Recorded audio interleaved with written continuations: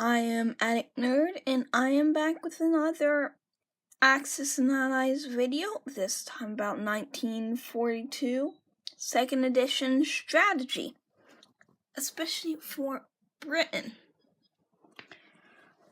So, as the British, your build should be heavy on infantry to go basically completely in India, because the Japanese are going to make advances soon, and you really want to be able to defend it. But the good thing about this turn arrangement is Japan hasn't gone yet. So you still have a navy around India.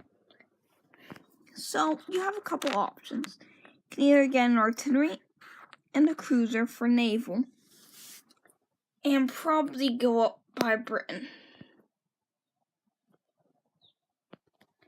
Or you could get 2 destroyers, which would be good if you want to distribute them to both sides. Though I would not personally distribute any of these. I would definitely go with cruiser and artillery, or maybe if you got 2 destroyers, put them both by the UK, because I'm just going to assume that your navy got completely destroyed, which I do not think that the Germans will have enough to. I mean, they could destroy your navy again, but they can't put as much towards navy as you can. And, you can destroy some of their navy this round. Which brings us to combat moves. The key is your Air Force, which consists of a bomber and 2 fighters, which actually, very good chance, if you flew them into Sea Zone 5, of winning that battle, which would be key for re-establishing naval superiority.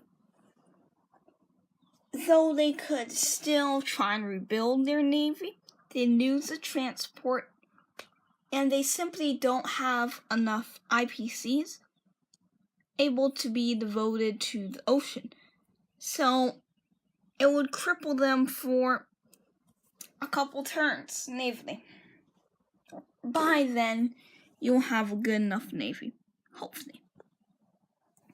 This only takes 2 movements, so you can come back to the UK after you're done. Now, other than that, there aren't really many other combat moves that you can do. But then, with non-combat, there becomes a lot of options. Let's start in the Indian Ocean with this navy and the Med with this destroyer. If you leave this navy here, the Japanese will come destroy it. It's just that's going to happen. If you move this destroyer here, it will probably make it for a better chance of inflicting more casualties, but you just can't win, because if they need to, they can bring in a fighter from French Indochina, Thailand, and bring in so much that unless you were saying to put your build there, which if the Germans have tried to attack your navy and are showing signs of actually building naval units, then that's really a not smart move. It's kind of screwed either way. So here's what I would say. Move it into the Med.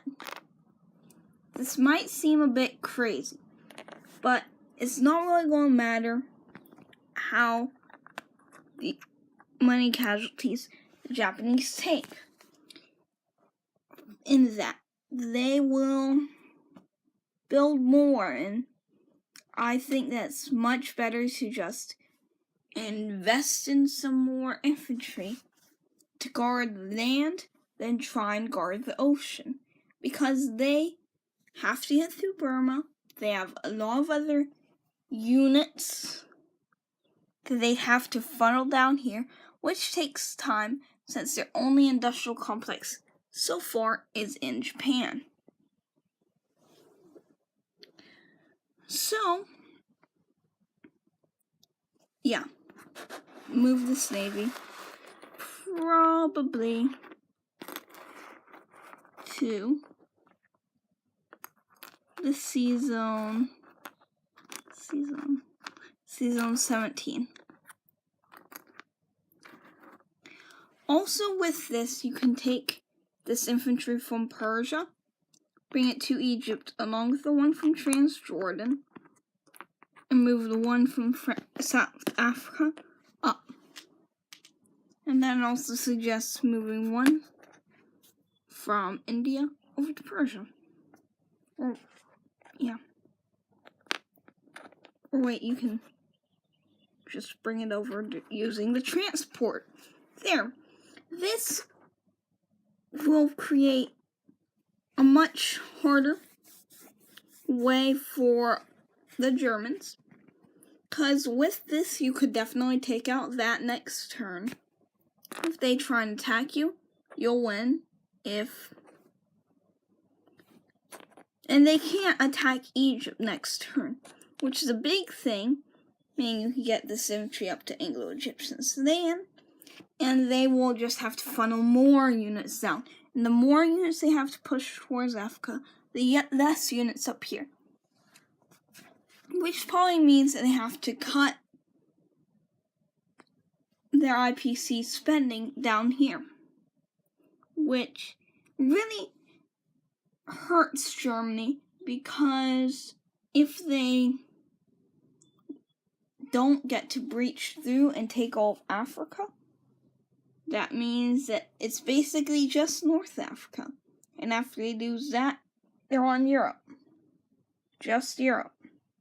Which is very bad.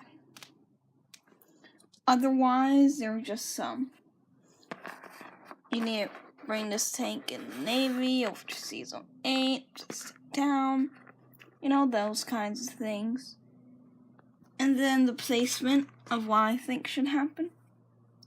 Put the artillery in